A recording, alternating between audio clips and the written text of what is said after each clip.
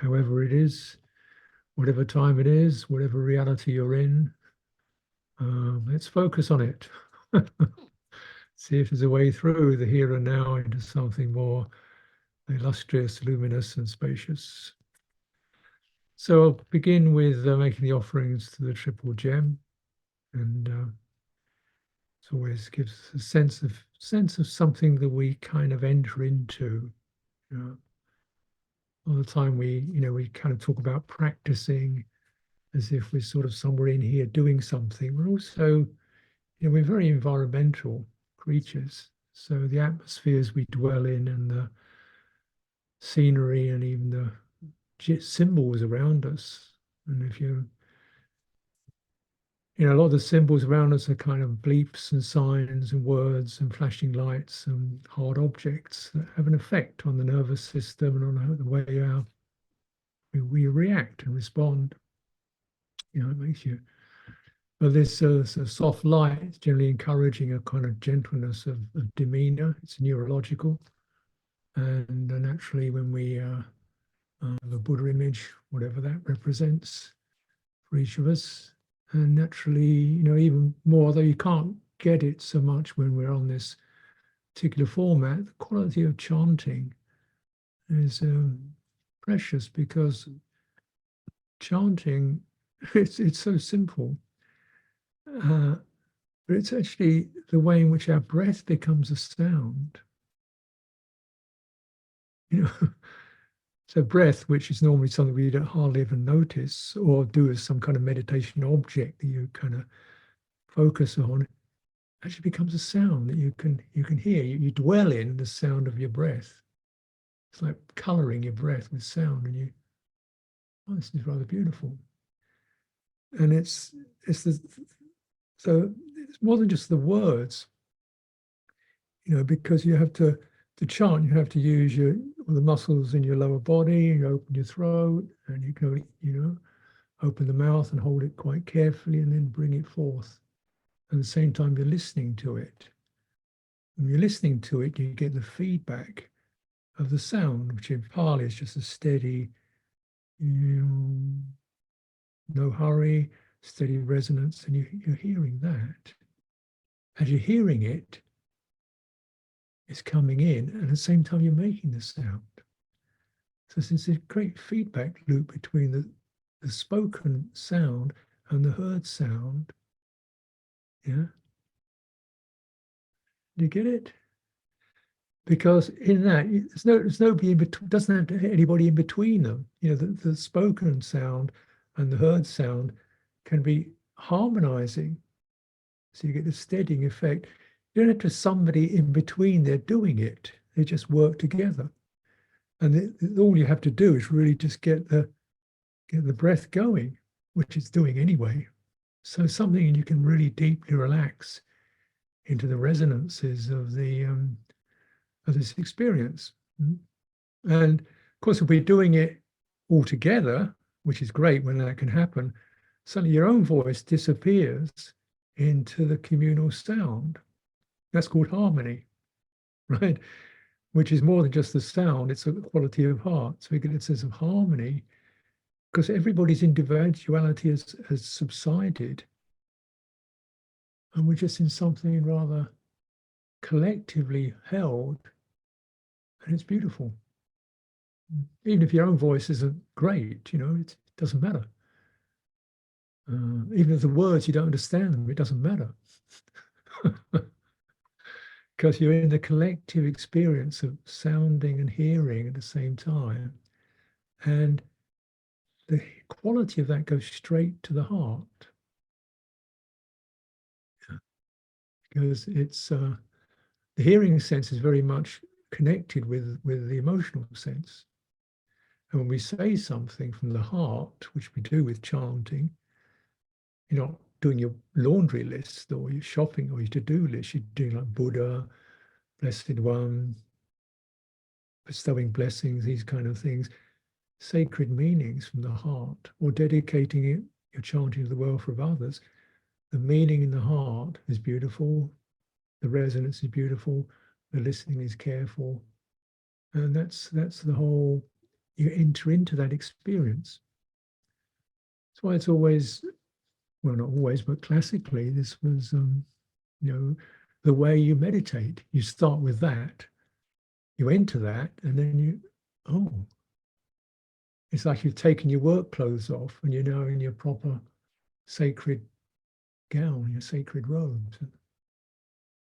Oh, yes. And this has been going on for thousands of years. You're in that too. It's like you've become a nun or a monk for that period of time. And you're in something. Oh, what is there to do? Well, one thing to do is you feel blessed and uplifted and grateful. Oh, yes. Yeah. I think this is very, very, things have sometimes to be mentioned because we've lost it, you see. We sing songs or we say words, we don't listen, chant and listen from the heart. Anyway, so let's see what we can do this session. Yeah.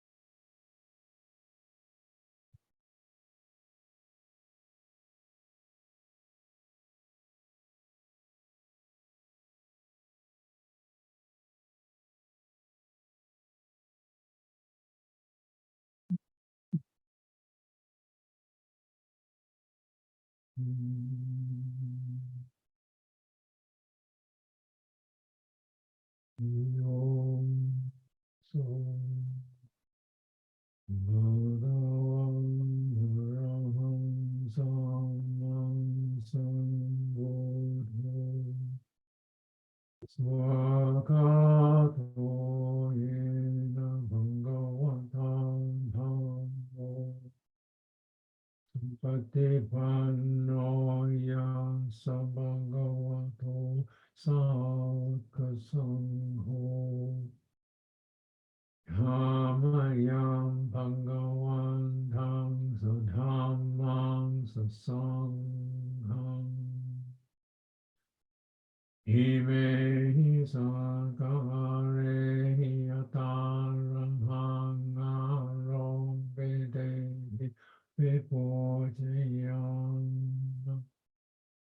Satunno bande bhagavasu jirabarini buddhopi Vajima janathanam manasam Ime sakare dukkatapana karabode patiganhotu Amham dikaratam nidaya sukhaya Araham samma sambuddho bhagavan Buddham bhagavandam abhivademi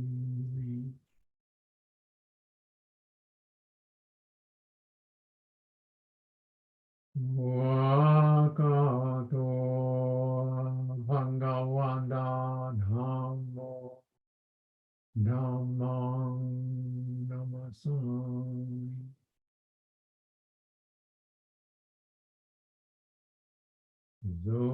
Patipanno bhagavato sāvaka sangho sangham namam.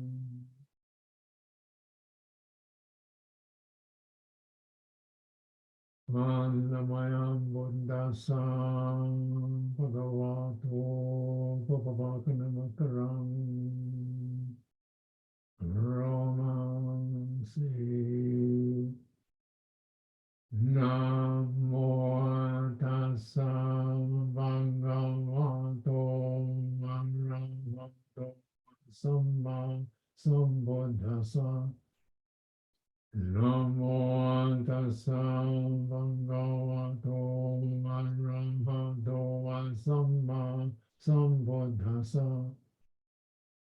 Namo tassa bhagavato arahato samma sambuddhassa.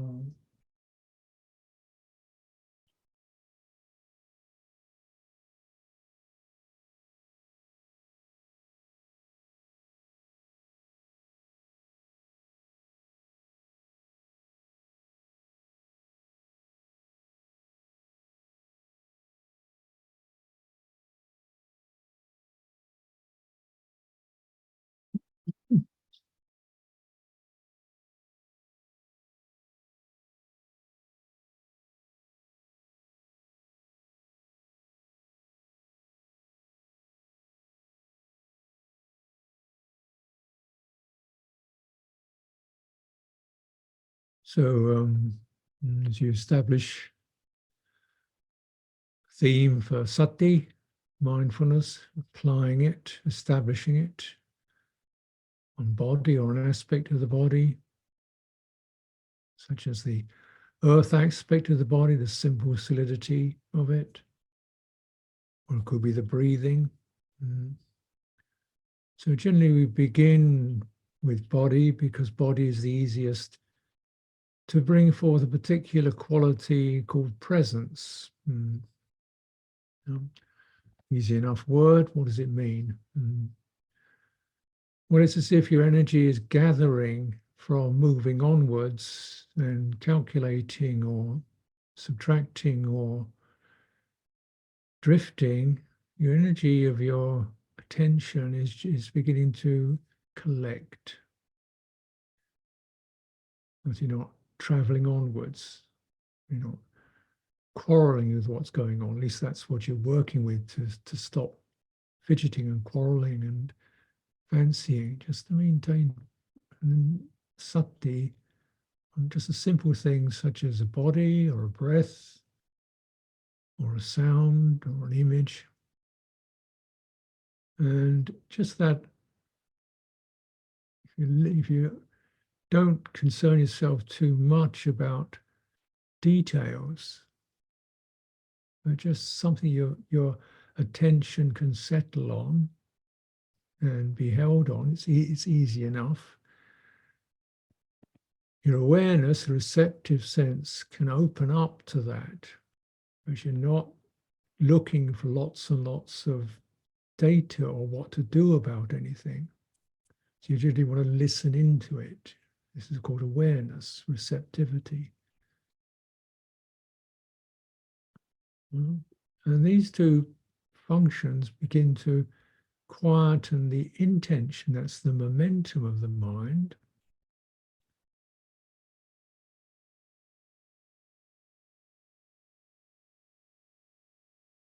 You get something called presence, which is the quality of chitta, heart, mind, awareness, attention, whatever you want to call it. You notice that as a sense of something that's not really manifest in terms of a sensation, but just you feel more fully here, more fully and completely here. But the here is not a place or a time, it's presence.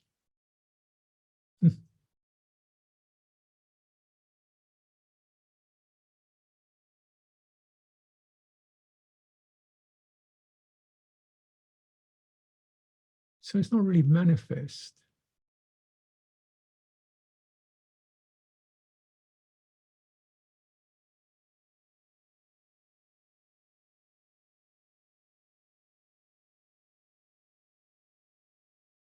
But what it does is it means our relationship to what does manifest, our thoughts, feeling, sensations, impulses, and so forth. They're there. Presence is here. That's there. All that manifest stuff is there. And it allows us to linger and see what kind of relationship can arise when we're not engaged or tangled up or commenting on anything. Or viveka, disengaged, dispassionate. Exploring that space, dispassion,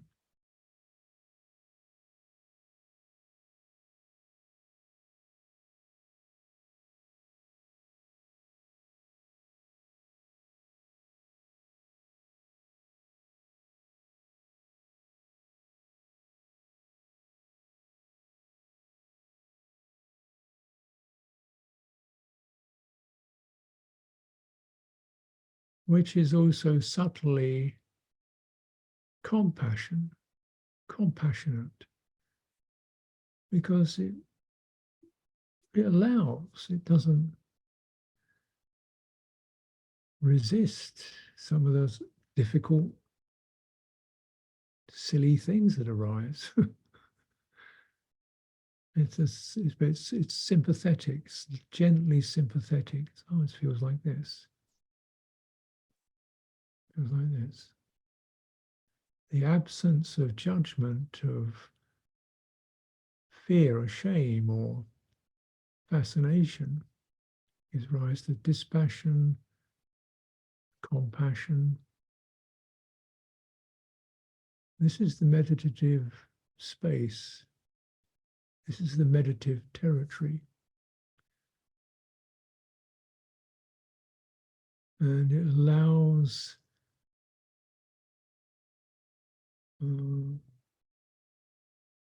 residues or residual anxieties, moods to arise that were normally lost underneath the tangle of our busy lives. This can feel sometimes disquieting,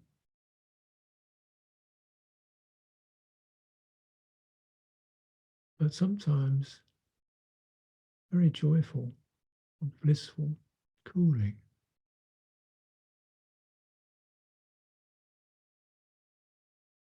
This is the meditative territory.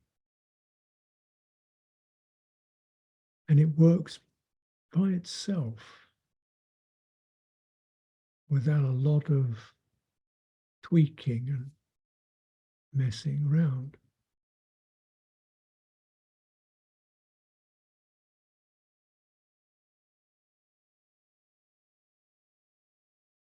What does it do?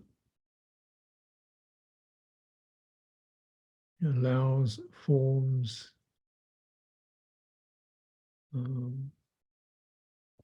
moods, regrets, passions to arise, be sensed, and pass. It's a cleaning out, a cessation, the ending of the residues.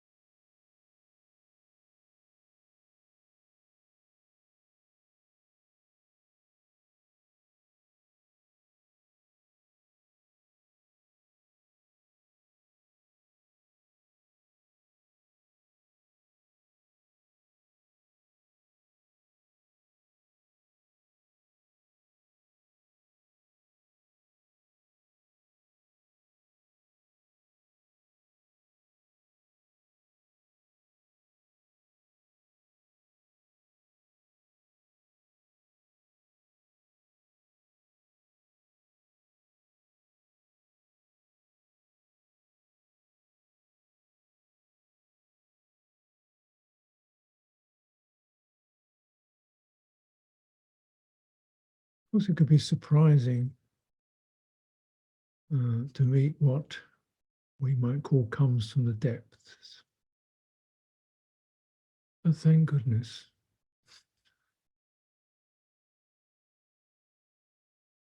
What are we here for except to deeply understand beyond our normal personal territory into the meditative domain, to live deeply with depth, sincerity, and this growing capacity to be present, maintain that presence in the face of uncertainty, restless nervousness, dullness. And this way we are like the bodhisattva who bears that compassionate presence towards all beings, internal, external, great or small, to allow them to express themselves.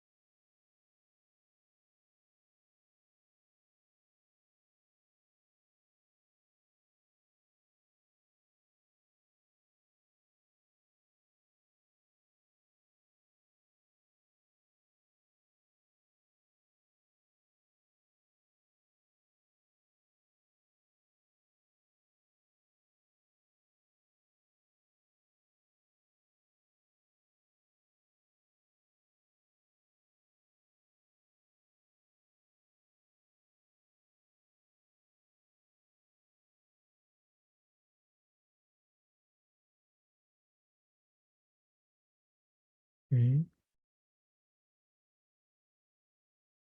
So, friends, I'm going to respond to some questions to this session.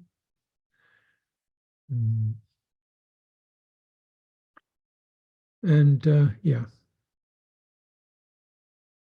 so I have a few here that have come in. Short one.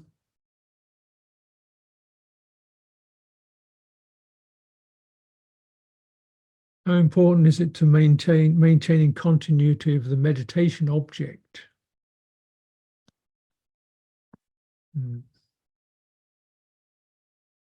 Well,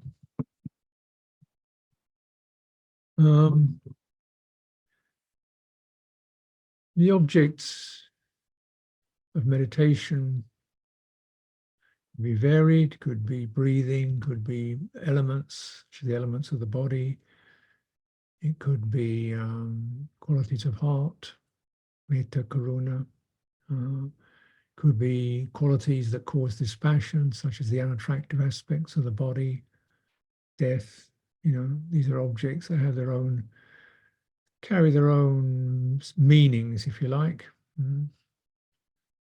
And those can help to establish presence. That is, if the mind is constantly really racing around, they want something that's going to anchor it. So we choose a meditation object or to stabilize, like body, walking, standing, sitting, reclining, just come to that mass of sensations that are quite palpable. You know, you can anchor it on that. You know, if the mind is obsessed with all kinds of details, then it's good to go to the space or the silence. Someone mentions the sound of silence as a meditation object. You know, sound of silence, which you've probably heard of, I have heard of Lumpur Sumedho would make that his main meditation object, particularly when he was very occupied, very busy with often quite controversial or complex or impactful experiences, supervising a sangha or committees, monasteries, yada, yada, yada. A lot of stirring stuff. And he would just go to the listening quality, just listening to these words and emotions that are running through him as he was attending to his daily affairs. And then recognize if you go not to so much to that which is listened to, the word or the idea, or even the emotion that it stirs, but just to the fact of that which receives these thoughts, impressions, and emotions. And you go to that, oh yeah, that quality of listening, which is receptive, right? It's just receptive. Keep turning to receptive, and you can feel the sense of something annoying or disappointing or turbulent or problematic. But you get off that. You pull back from that to the very fact of receiving it. And that presence on the receptive sense, it's something you can, if you're focusing on the auditory sense, you get the sound like a kind of subtle sound, which is not a sound associated with external stimulation, but an inner sound. And he would use that because with that, you separate your attention from the object, which can be extremely emotionally charged. So you get off that emotional charge into something quite spacious, not by aversion to it, just by lifting your attention back. So that's quite a skill. And that quality of this kind of subtle sound is a spacious, open sense to it, feeling diminishes. So that's an object you can use, you know, to lessen the impact of objects and to particularly the emotional stirrings of them. I mean, and it has that. I mean, the drawback, if there is a drawback, can be that one sometimes, because of that, you lose some of the actual detailed inquiry into the object, you know, or into how you feel about these thoughts. So you, in a way, you kind of you bypass a certain amount of relational activity, which, you know, everything has pluses and minuses, doesn't it? But that's an object. You can use that. Walking, if you're getting dull and sleepy, sometimes walking, just that movement of the body, if you get a bit rigid, your attention's got cramped, use something fluid and flowing. Obviously, loving kindness or just cultivating a quality of whatever arises, may I resist or relinquish aversion, criticism, and complaint towards it, negativity. So this is where there's metta, karuna, kindness, compassion. These are all, we could say, meditation objects. They're manifest things that we can definitely, gives us a good way of establishing presence, so we can be present with that which arises without, we need some support with that. So, and the Buddha said, well, you know, if you're doing one thing and you find yourself, you're really not establishing, you're not getting it, you're not being able to maintain your ground, you keep getting swept up, overwhelmed, flooded, then shift to another theme. Body sweeping, moving attention up and down your body, yeah, and so forth, and to find a suitable theme. So you can shift the theme. And so what's the difference between doing that and just getting restless?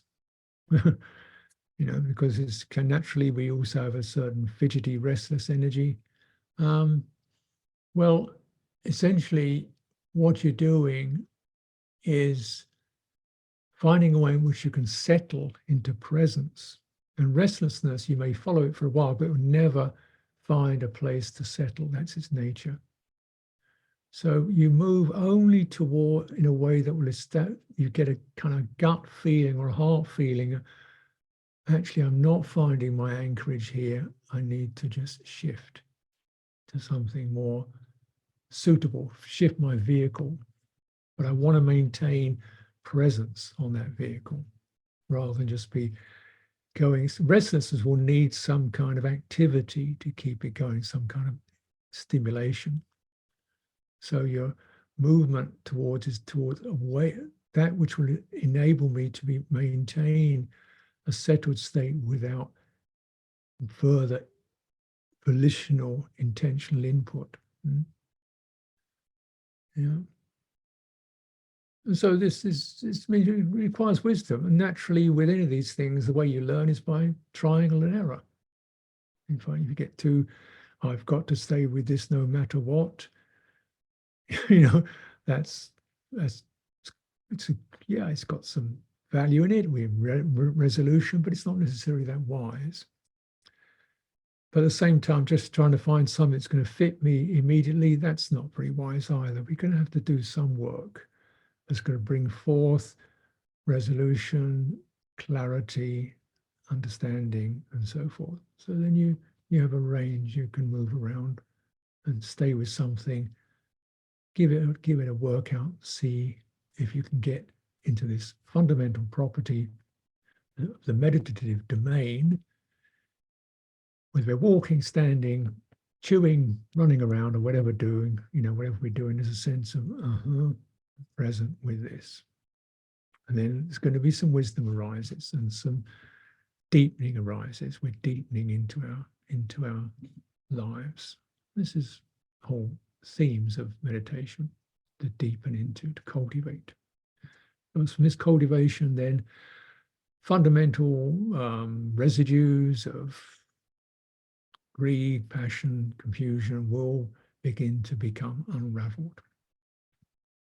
You don't go to the depth, you don't, because these are deep structures, craving to become something, to have something, to get hold of something is a very deep establishment. So we need to deepen in order to get into that. And the way you deepen is by maintaining steady presence. And then a deepening happens by itself.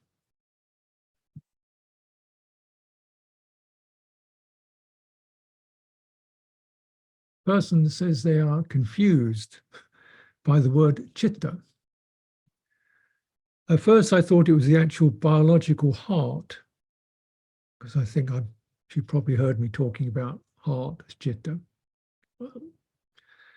At first, I thought it was the actual biological heart, so I meditated and reflected with all the attention to my heart organ, the physical organ. But today, I was listening to one of his teachings and understood chitta to be part of the mind. The confusion and shock I feel is great.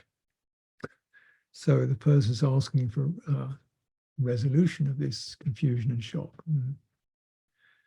Well, I don't quite know what's shocking about that for you particularly.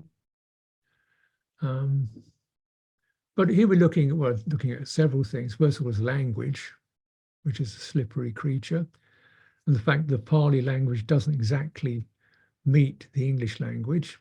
They're different. What are words? There are ways in which people try to throw some symbolic, language around something that's directly experienced. And depending on how you throw these symbols and concepts around, you come up with different words: mind, heart, consciousness, awareness. Right? They're all sort of synonymous in some ways, aren't they? Soul, spirit. All these terms we can use in English language. But then clearly when the translators try to get some, they see this word chitta. Okay, what's this mean? What's the English word? And they, by and large, they've taken the word mind. But as I've said before, the word mind is also used to translate another Pali term, manas. And we see manas is associated with mind consciousness, that which generates and deals with abstractions. Day of the week, what's going to happen tomorrow, my name, what's 5 and 10 mean, what's this? This deals with abstractions and concepts. Manas produces these. Chitta is that which is both defiled and capable of being cleaned of defilements. It's both obsessive and liberated. It's grasping and released. It's compassionate and fearful. It's got hate in it and it's got beauty in it. Yeah. So I feel myself that probably heart, as a simple, easy access word, is probably a bit better than mind. Yeah. Now, where this gets kind of, interesting, we use a word like heart and say refer to the biological heart. Well, actually, it sort of does. If we say, where's your mind? Most people go, oh, mine's up here. It's in my mind. And I remember there's this, they did a survey, I think had a group of Tibetan monks, and they were put these brainwave detectors on their heads to detect what the alpha rhythms or the beta rhythms in their brains. You see, so they're putting these things on because the idea was meditation definitely affects your brain waves. So they stick these kind of things on. So these monks are sitting there, they don't quite know what's going on. And they say, we want to, okay, we're going to measure your compassion. And the monks just started laughing. I said, what's so funny? Well, you put it here. If you want to measure my compassion, you put it here. Don't stick it in my head. I mean, it does affect the brain waves, but that isn't where it's coming from, because their assumption was this is where it is. The main thing, is here, right? And it does affect your brain, but it affects lots of things too. It affects your blood pressure. It affects your hormones, neurological hormones. Yeah. So if somebody's depressed and what do you think their bodies are like? It's kind of flat, sunken. They're not, hey, I'm depressed, are they? They're just sunk. Somebody used to say you die of a broken heart.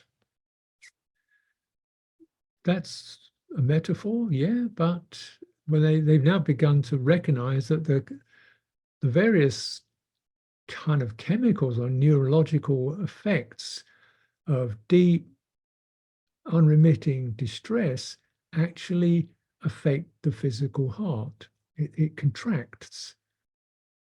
I don't know the aspect. I'm not a cardiologist, but it contracts. Aspects of the heart begin to contract. Yeah. And as we know, you visit somebody who's sick and you sit there and talk with them and they brighten up and they say it's good for your health. We have one of the monks, not in this monastery, but another place, Alzheimer's, has Alzheimer's. So, clearly the person can't barely communicate at all and so forth. You've got to keep things, so you have to do very simple gestures. And they say, well, when you take them out for a walk, we managed to encourage him, let's go out for a little wander, just go for a walk, and we go walk together. We walk around, and just the fact of walking, his whole demeanor brightens up. And he becomes he can say a few things. He can actually say things, and his tenor of his presence increases just by the act of walking in an environment. So can you actually separate this intelligence, this sensitivity from your body? No. Can you separate it from what's around you? No. can you separate, and particularly with the presence of other people, you can't separate. It's affected by all these, by the environment you're in, by the energies you're in, if it's a speedy environment or sterile environment or gloomy or dark. Yeah. So what is this? What is this? I say it's chitta. Yeah. So it's a little more than just processing symbols and concepts, isn't it? Which can be quite internalized. As you know, you can get very internalized and thinking a lot about what you can be doing and completely oblivious to the world around you or to other people. And we can get so lost in our ideas of how things should be, we don't actually open up to the wonder of what actually is, which in some ways I can never really understand. Why is wood like that? How did it get here? Why is it, how did it happen? So everything's marvelous. Now this is different from the mind as a thinking, as a concept management, to something that manages a whole range of effects on a subtle level, sensual effects such as space, brightness, light, emotional effects such as the presence of other people and goodwill, personal emotional effects. We feel inspired, we have devotion, that definitely lifts, and it changes the heart, changes the blood pressure and the heart rate. Yeah, uplifted, fearful. There's physical effects, there's somatic effects, there's emotional effects. Yeah, this is chitta. And why is so central to Buddhist practice and the capacity and the potentials in that. I mean, it covers everything. Because when you cultivate citta, you recognize you're not separate from your environment. Then it means you begin to take responsibility for it, and also, to feel you belong somewhere. Where you don't feel separate from other people as some kind of, he's like this, I'm like that, she's better, he's worse, what is she like? Just sensitive to other people as sentient beings, humans. Suddenly all the fear and anxiety and social issues begin to diminish. Yeah. We feel a sense of fellow feeling, loss of loneliness, loss of judgment, self-judgment disappears. Yeah. And when we're understanding citta as something that's in our own bodies, yeah, the Buddha, this is the path to samadhi. The Buddha, when he talks about concentration, he doesn't refer to it as a mind activity, that is, of focusing attention on a particular object. He talks about it as a heart activity of bringing up gladdening, steadying impressions such as virtue, companionship, good friendship, and lingering in those till the heart becomes settled and comfortable, and then sensing how that's affecting your body.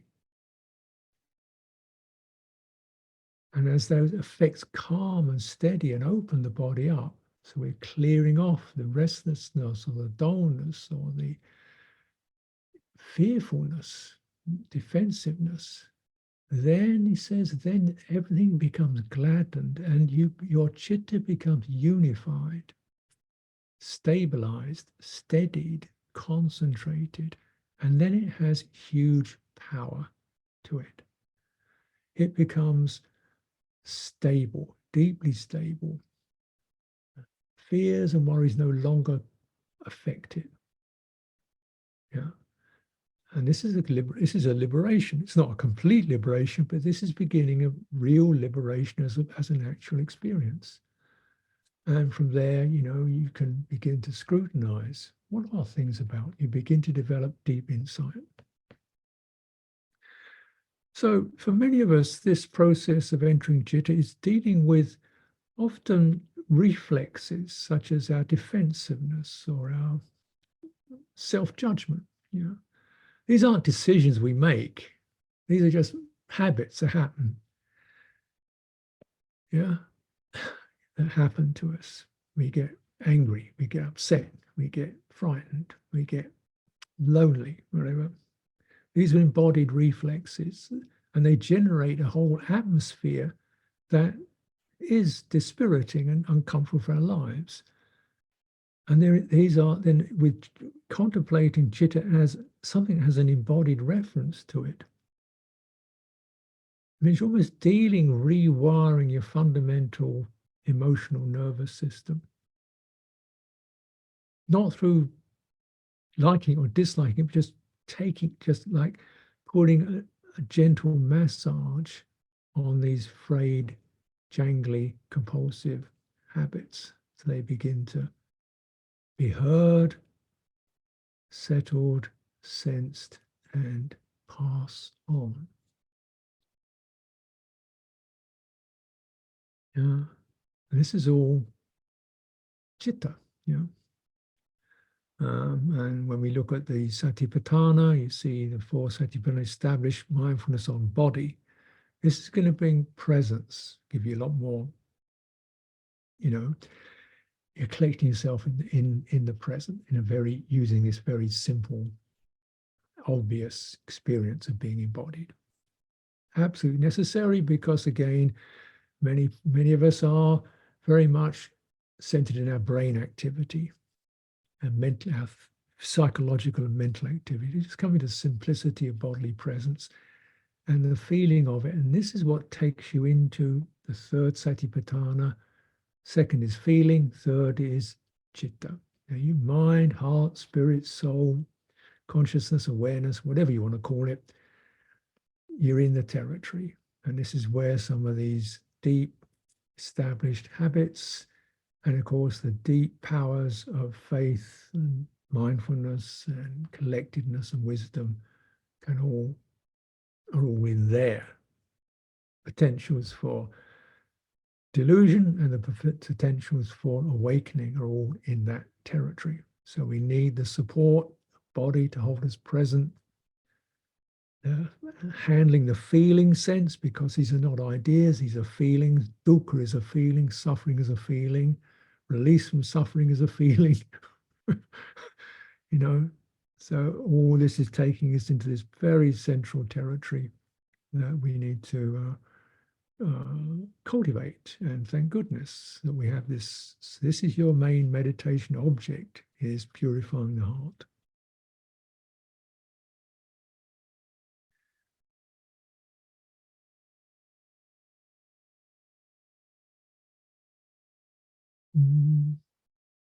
So I mentioned somewhere, someone mentioned that I talked about adhitthana, resolution. Somewhere I talked about this as being, as one way of manifesting it, accepting and bowing to all the negative and unskillful thoughts that kept arising in my young monastic mind.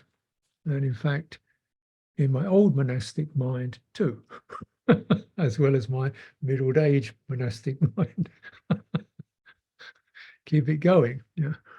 Which doesn't mean I revere and adore them. It just means I'm accepting with humility and a relationship which is non-aggressive, non-judgmental, open. And okay, see what this is going to.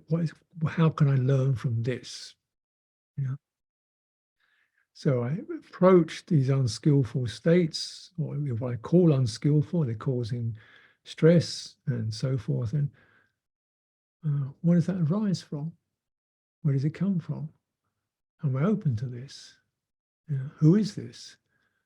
So this involves a bowing, both gives a sense of separation and attention, which is non-reactive. Yeah.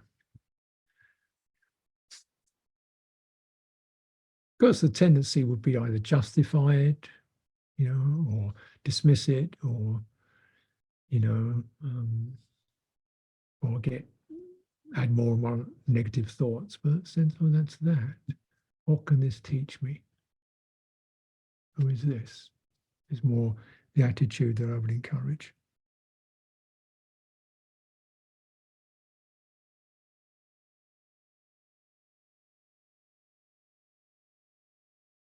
Someone's asked about the relationship or differences between vijnana and sati, these two Pali words. Vijnana means sense consciousness. Consciousness,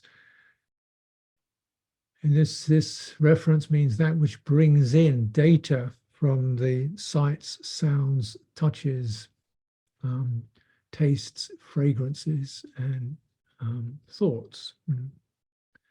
So vijnana is the channel for that, the consciousness. I am conscious of, I see a flower.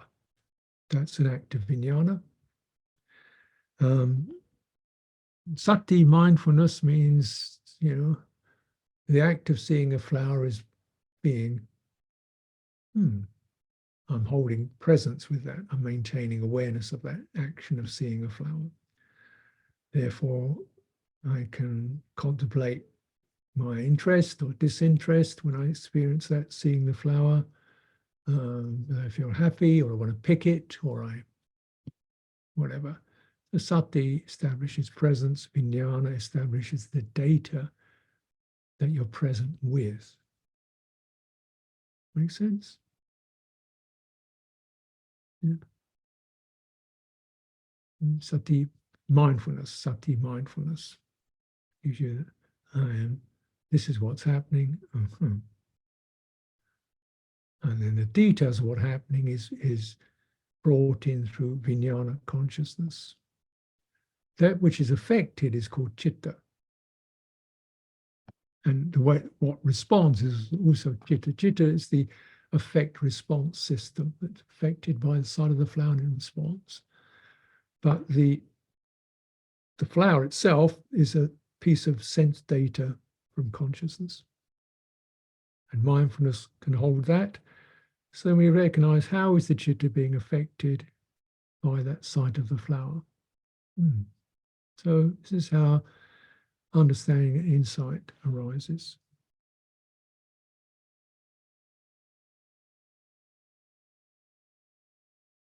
Okay, well, I think I've just come to the end. There's one last question. It's of a different different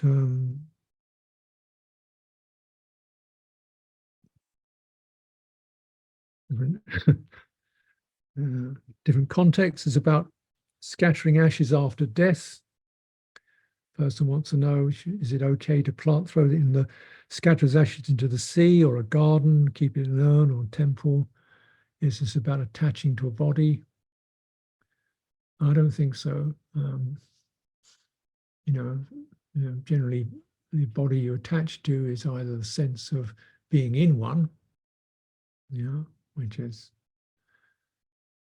are you in a body? No, bodies arises, sensations and energies arise within your awareness, within your citta.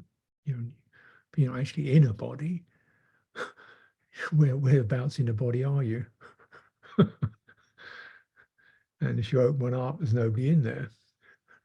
But the experience of body happens to you, right?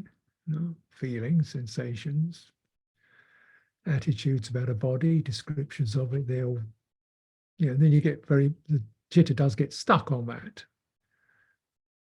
We feel sad if the body declines, or we feel excited if the body looks attractive, But it's nobody's in one. So the attachment is really just to a fantasy of some kind or description. Now, the point of when a body finishes its lifespan, then you can,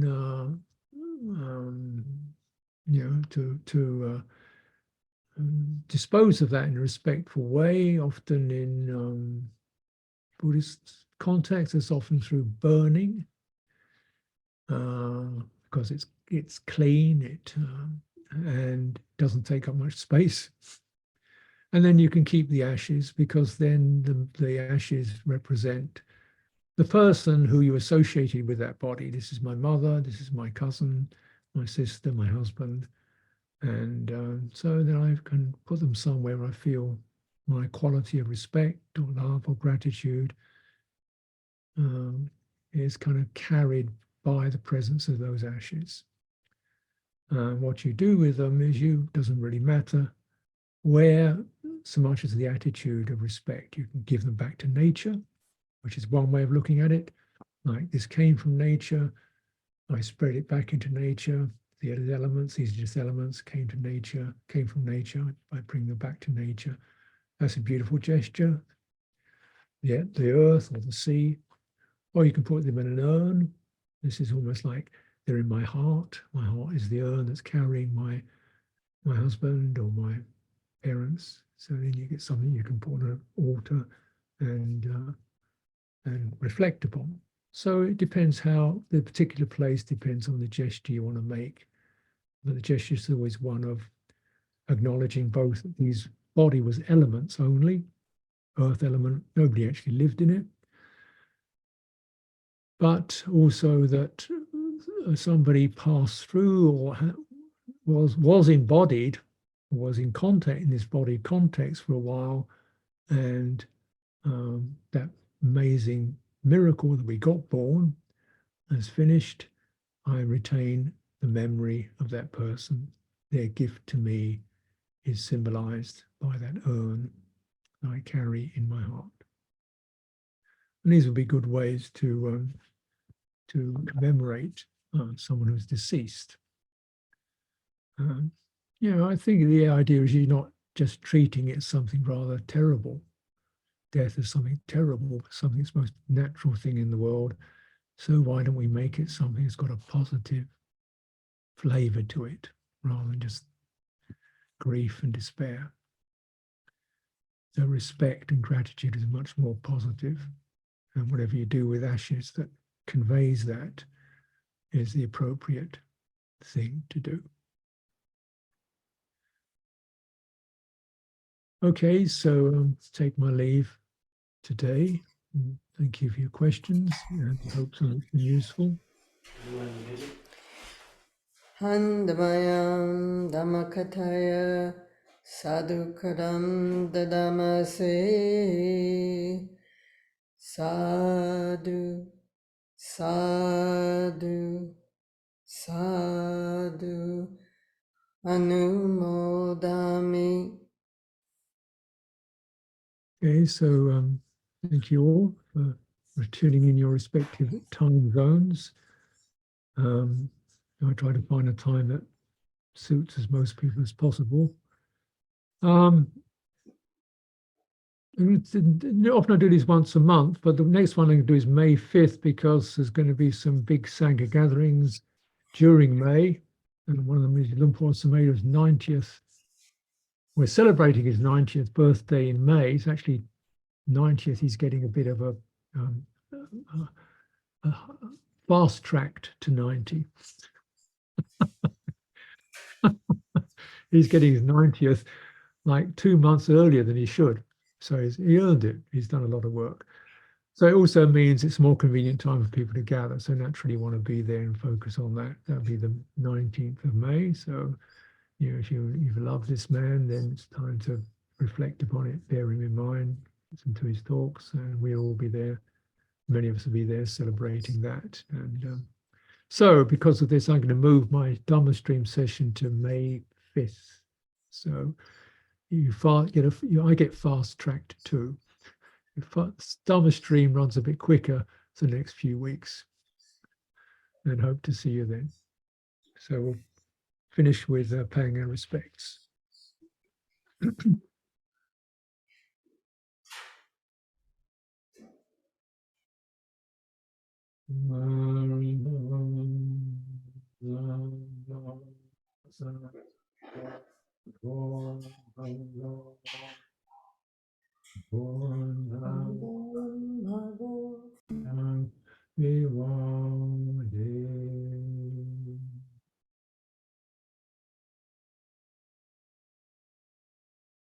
Bhagavato Bhagavata Dhammo Dhammam Namasami.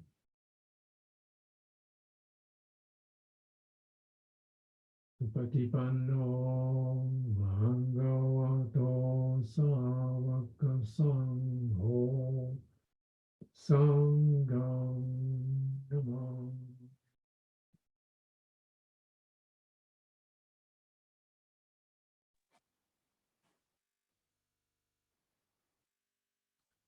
Okay, so bye everyone, and stay in the stream, stay in the Dhamma.